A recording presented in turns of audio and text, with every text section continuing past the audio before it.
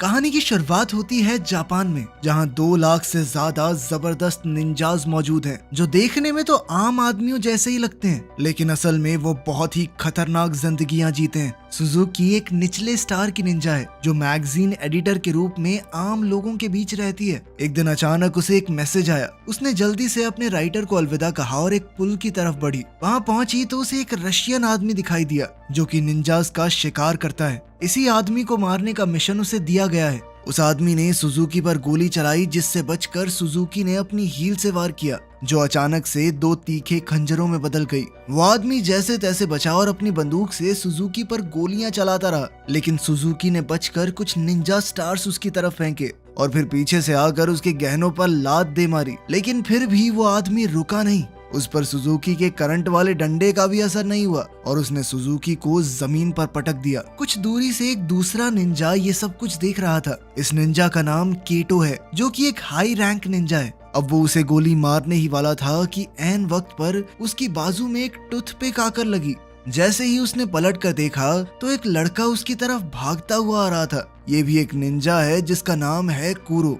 कुरो ने बहुत ही आसानी से उस रशियन आदमी को हरा दिया और आखिर में चोक होल्ड करके खत्म कर दिया। उसने सुजुकी से कहा कि मैं जा रहा हूँ, आप बाकी का काम संभाल लेना। ये सुनकर सुजुकी एकदम शॉक हो गई। उसने सोचा, कैसा आदमी है ये? तुम किसी और को अपना क्रेडिट क्यों लेने दे रहे हो? जिस पर कुरो ने कहा कि इतना काम नहीं करना मुझे, मैं घर जा रहा हूँ सोने। कुरो निंजा तो बढ़िया था, लेकिन साथ ही बहुत आलसी भी, और अब वो चुपचाप वहाँ से चला गया। वो इस वक्त एक पुराने सस्ते घर में रहता है। घर पे अकेले बोर होते हुए वो फूंक मार मार के टूथपिक का तीर बनाने की प्रैक्टिस करता रहता है। तभी अचानक कोई उसके कमरे में बिना आवाज किए घुस गया। ये उसका सीनियर केटो है, जो यहाँ पर उसे एक मिशन देने आया है। वर्ल्ड वॉर 2 के बाद कुछ बुरे निंजाज ने मिलकर एक खतरनाक ग्रुप बनाया था, जिसका नाम है अंडरग्राउंड निंजास। खुफिया जानकारी के हिसाब से उन्होंने जोटेन हाई स्कूल में घुसकर वहाँ पर कब्जा कर लिया है। ये स्कूल बना भी एक खास जगह पर है, जहाँ पहले टूटा फूटा नितानो मिलिट्री स्कूल हुआ करता था, जहाँ अभी भी लड़ाई के वक्त के कुछ राज छुपे हुए हैं। कुरो का मिशन है कि उसे अंडर कवर जाकर उनके प्लान का पता लगाना है। उसके मिशन में मदद करने के लिए केटो ने उसे एक खास सूट दिया। इस सूट की मदद से वो गायब हो सकता था, लेकिन सिर्फ ऊपर ऊपर से। जब कुरो इस सूट के साथ टाइम पास कर रहा था, तभी टॉयलेट से कुरो की एक दोस्त की आवाज आई, जो कि टॉयलेट पेपर मांग रही थी। वो सीट से बहुत दूर रखा हुआ था। उसने कुरो से कहा कि अगर मेरी तरफ देखा ना तो बहुत मारूंगी, समझा? उसकी बात मानते हुए कुरो दीवार पर चढ़कर लड़की के ऊपर से उसे ना देखते हुए टॉयलेट पेपर तक पहुंच गया, लेकिन आखिर में टॉयलेट पेपर पकड़ाने के लिए लड़की की तरफ मुड़ गया, जिसके लिए उसके मुंह पर चप्पल लगी। अगली सुबह कुरो जोटैन हाई स्कूल पहुंचा। जब उसे पता चला कि उसे एंट्रेंस एग्जाम देना पड़ेगा तो वो बहुत ज्यादा परेशान हो गया। उसने एक बार के लिए तो सोचा कि क्या ही करना है, मिशन पूरा करके छोड़ ही देता हूँ, लेकिन फिर उसे केटो का डर सताने लगा। अब वो सोचने लगा कि आखिर एंट्रेंस एग्जाम कैसे पार करूं। अपने थकान भरे लेकिन खूबसूरत चेहरे के साथ कुरो ने जल्द ही नोगुची का ध्यान खींच लिया, जो कि एक स्टूडेंट है और दोबारा से एग्जाम दे रही है। क्लास में घुसने के बाद कुरो ने नीचे देखते हुए क्लास का एक चक्कर लगाया और फिर नोगुची के पास जाकर बैठ गया। उसे यकीन था कि ऑर्गेनाइजेशन के लोगों ने कुरो के पास होने की तैयारी पहले से कर रखी होगी। उन्होंने फर्श पर रंग बिरंगे चावल के दाने से आंसर की बनाई हुई थी। जैसे ही कुरो ने आंसर लिखने शुरू किए, नोगुची जोर से चिल्ला पड़ी। उसे लगा कि फर्श पर पड़े वो चावल के दाने किसी तरह के कीड़े हैं। टीचर ने कहा कि अगर तुम्हें दिक्कत है तो इन्हें साफ कर दो, लेकिन कुरो ने सोचा कि भाई कुछ तो करना पड़ेगा। उसने अपनी इरेजर नीचे फेंकी और उसे उठाते हुए बड़ी सफाई से एक पेपर बॉल स्ट्रॉ में भर के नोगुची को मारी, जिसके बाद वो चिल्लाने लगी कि अभी किसी ने मुझे छुआ। वो तो सर को ही ठरकी बुड्ढा कह के बुलाने लगी, लेकिन मास्टर जी ने कहा, बेटा देख, इतने लंबे हाथ तो नहीं है मेरे। उनकी बहस के बीच कुरो ने जल्दी से एक के बाद एक पेपर भरने शुरू कर दिए, लेकिन इससे पहले वो मैथ्स का पेपर कर पाता, वो टीचर नोगुची को संभालने के लिए उसकी तरफ बढ़ा और साथ ही पैर रख के वो चावल के दाने भी हिला दिए। अब कोई रास्ता था नहीं तो कुरो ने अपनी एक्टिंग की मदद ली और वहीं बैठे बैठे सुसु कर दिया। फिर उसने रोना शुरू कर दिया कि मैं तो एग्जाम के लिए इतना डर गया था कि मैंने गलती से बहुत सारा पानी पी लिया। जिसके बाद टीचर ने उसे चुप करवाया और कहा कि एग्जाम सिर्फ नाम के लिए है, अगर तुम खाली शीट भी छोड़ दोगे तब भी तुम्हें पास कर देंगे, ठीक है? कुरो स्कूल के बारे में जानकारी हासिल करना चाहता था, तो वापस जाते हुए उसने नोगुची का इंतजार किया और दोनों साथ चलकर घर जाने लगे। कुरो का घर पहले आ गया तो उसने नोगुची से कहा कि आओ कभी हमारे गरीब खाने पे। नोगुची थोड़ा हिचकिचाते हुए मान गई और दोनों उसके घर की छत पर पहुंचे। उनकी बातचीत के दौरान नोगुची ने बताया कि क्लास में कुछ शरारती बच्चे हैं, वो हो सकता है तुम्हें परेशान करें। एडा नाम का मेरा एक दोस्त है, उसे उन्होंने इतना परेशान किया कि वो क्लास आना ही छोड़ गया। साथ ही उसने बताया कि हमारे स्कूल के नीचे काफी खुफिया टनल्स हैं जो वर्ल्ड वॉर 2 के समय के एक खास मिलिट्री बेस तक जाती हैं। कुरो समझ गया कि शायद अंडरग्राउंड निंजा ग्रुप इसी मिलिट्री बेस के पीछे है। जब सूरज डूबने लगा तो नागुची ने कहा कि मुझे अब घर जाना चाहिए, लेकिन अचानक ही वो छत से फिसल कर गिर गई। पर उसके नीचे गिरने से पहले ही कुरो ने छलांग लगाकर उसे पकड़ लिया और नीचे गिरकर कुरो के सूट का सेफ्टी फीचर ऑन हो गया, जो कि एक कुशन में बदल गया। नोगुची चिल्लाते हुए खुले मुंह के साथ ही बेहोश हो गई, जिसके बाद कुरो उसे घर छोड़ाया। उसी रात एक लुच्चा लड़का अपने ड्रोन को उसकी पड़ोसन दोस्त कवाडो के बाथरूम के पास उड़ाने की कोशिश कर रहा था, पर वो नहीं जानता था कि कुरो अपना इनविजिबल सूट पहनकर वहीं बैठा है। उसने अपने खास डंडे से लड़के को बिजली का झटका दे दिया। दरअसल ये लड़का नोगुची का दोस्त ईडा ही है। कुरो ने उसे कवाडो से माफी मांगने को कहा और अगले दिन स्कूल ले गया, ये कहकर कि डर मत, मैं तुझे बचाऊंगा, लेकिन 500 की पत्ती लगेगी हर रोज। स्कूल पहुंचते ही वो लड़के फिर से ईडा को परेशान करने लगे, लेकिन इस बार शायद उन्होंने गलत दिन चुना था, क्योंकि आज कुरो भी यहाँ था। कुरो ने अपने पैर से ईडा का पैर पकड़ा और धम से उस दूसरे लड़के पर हमला करवा दिया, जिसके बाद वो लड़का दर्द से कूदने लगा। ईडा को तो समझ ही नहीं आया कि हुआ क्या, और फिर कुरो पीछे की लाइन में जाकर बैठ गया। वो किताब भी नहीं लाया था, जिसके बाद साथ बैठी लड़की साटो ने उसे अपनी किताब दी, जिसके बाद नोगुची उसे जलन भरी आंखों से देखने लगी। तभी उसके चेहरे पर एक लाल रोशनी पड़ी, जो कि एक लेजर लाइट है। ये दरअसल निंजास का सिग्नल है एक दूसरे से बात करने का।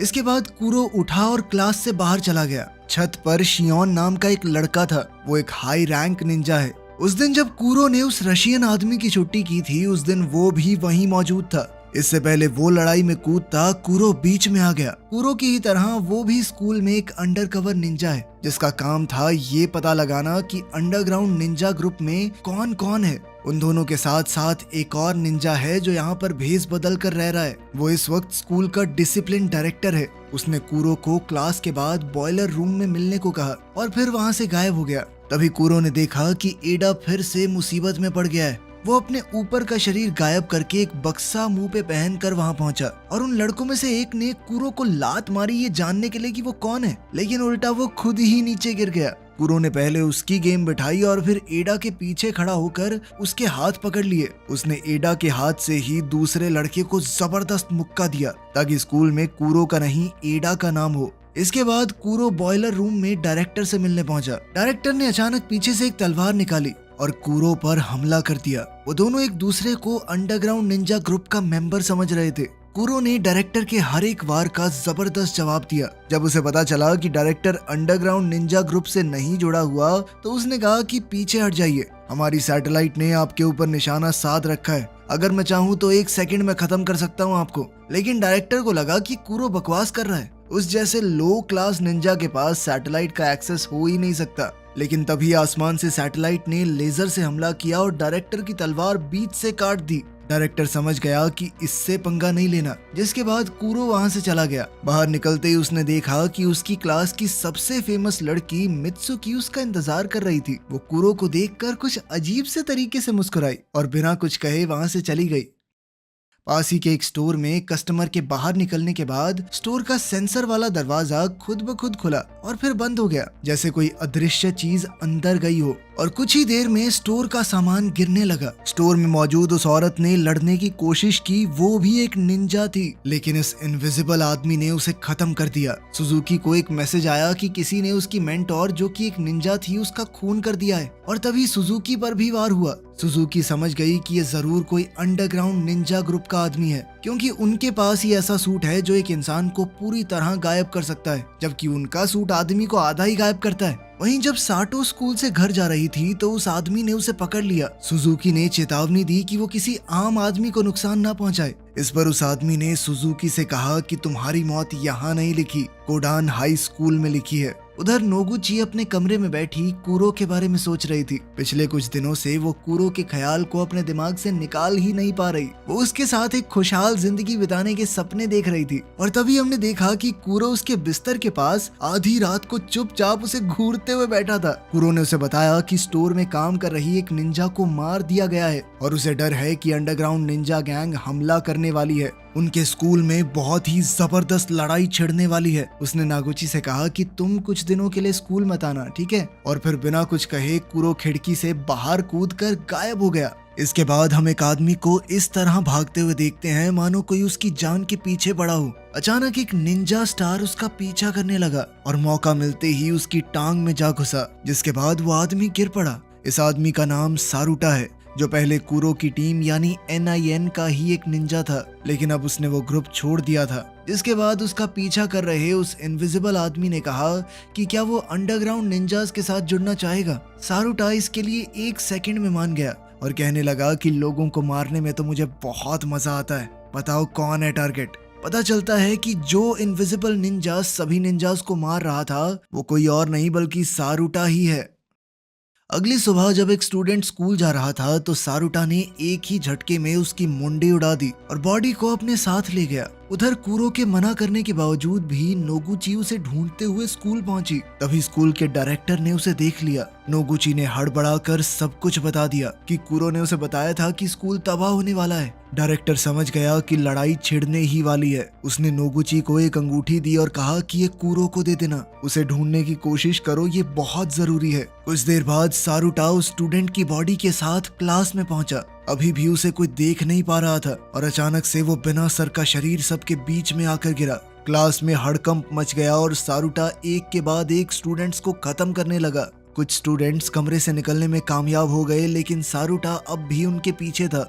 जल्द ही सुजुकी और शियोन को खबर मिली कि अंडरग्राउंड निंजास का एक आदमी स्कूल में आतंक मचा रहा है। सुजुकी ने अपनी आंखों के सामने ये खून खराबा देखा। उसने अपनी छड़ी निकाली और हत्यारे ने अपना गायब होने वाला सूट उतारा और तो और मास्क भी हटा दिया। सारुटा ने कहा कि पहचाना मुझे? इस स्कूल में जब हम पढ़ते थे मैं बहुत ज्यादा चाहता था तुम्हें, लेकिन तुमने मेरे प्यार का मजाक बनाया और भाग गई। गुस्से और नफरत से भरे हुए सारुटा ने खुद को बिल्कुल नहीं रोका। वो दोनों खतरनाक तरीके से लड़े, एक से बढ़कर एक। सुजुकी बहुत तेज थी, इसीलिए वो जल्दी ही जीत के करीब आ गई, लेकिन उसने एक चीज पर ध्यान नहीं दिया कि सारुटा का सूट बिजली के वार को सोख सकता था। इसीलिए सुजुकी की उस छड़ी का कोई असर ही नहीं हुआ। और अब जब सुजुकी हारने लगी तभी एक आदमी कांच से कूदकर अंदर आ गया। ये वही हाई रैंक निंजा केटो है। उसके सामने सारुटा का टिक पाना लगभग नामुमकिन था। ये बात वो अच्छे से जानता था, इसीलिए उसने अपना मास्क पहना और चुपचाप गायब हो गया। लेकिन केटो को इस बात से कोई दिक्कत नहीं थी। उसने बिजली की रफ्तार से अपनी बाजू में एक चीरा मारा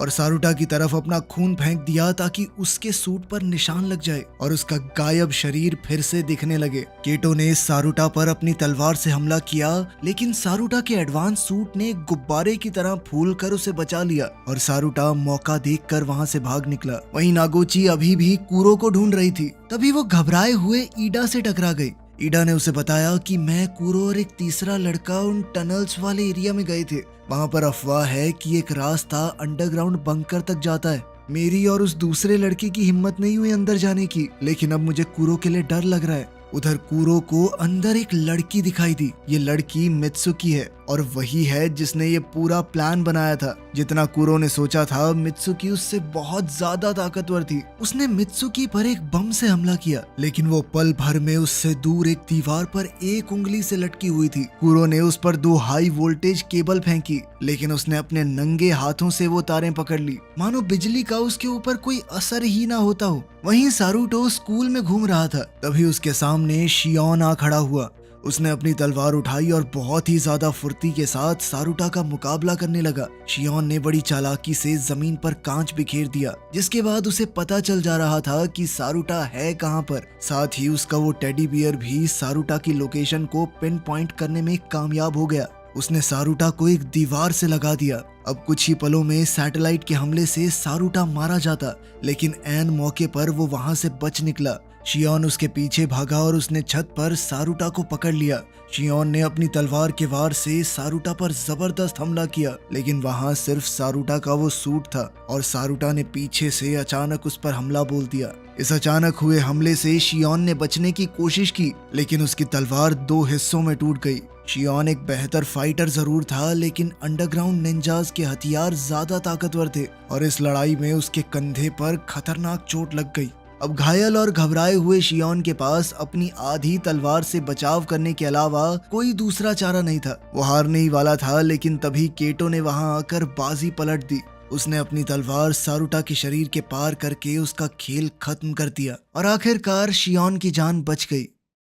वहां नीचे सुरंग में कूरो लड़ाई में हार रहा था। वो समझ गया था कि उसके लिए मित्सुकी को हराना लगभग नामुमकिन है, क्योंकि वो बहुत ज्यादा शक्तिशाली है उससे। लेकिन कूरो ये जानना चाहता था कि आखिर मित्सुकी चाहती क्या है, वो ये सब क्यों कर रही है। मित्सुकी ने आखिरकार सच बताया। उसने जानबूझकर झूठ बाहर फैलाया ताकि वो सभी निंजास को स्कूल तक ला सके, ताकि निंजास लेजर सैटेलाइट को एक्टिवेट कर दें और वो सैटेलाइट की लोकेशन का पता लगा सके।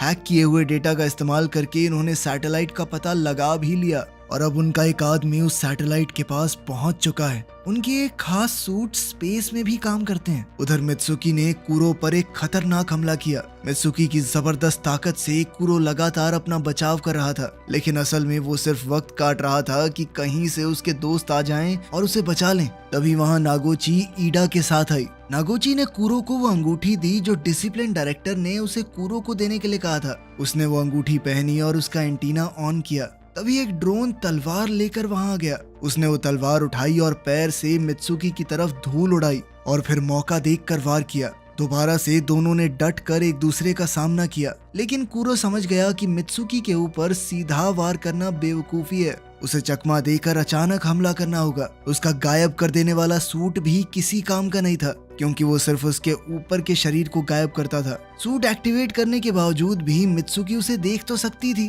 कूरो ने अपने दिमाग में कई बार सोचा कि अगर मैं ऐसे लड़ूं तो क्या होगा, लेकिन हर बार वो मारा जाता। आखिरकार उसे समझ आ गया कि वो इस तरह तो नहीं जीत पाएगा। उसके पास एक ही तरीका था मित्सुकी को हराने का। उसने जबरदस्त टेक्निक से सीधा हमला शुरू किया और वो अपनी जान की परवाह ना करते हुए आगे बढ़ गया, जिसके बाद उसकी तलवार मित्सुकी के आर पार हो गई और मित्सुकी की तलवार कूरो के। उसने मित्सुकी को धक्का देकर तलवार खींच ली।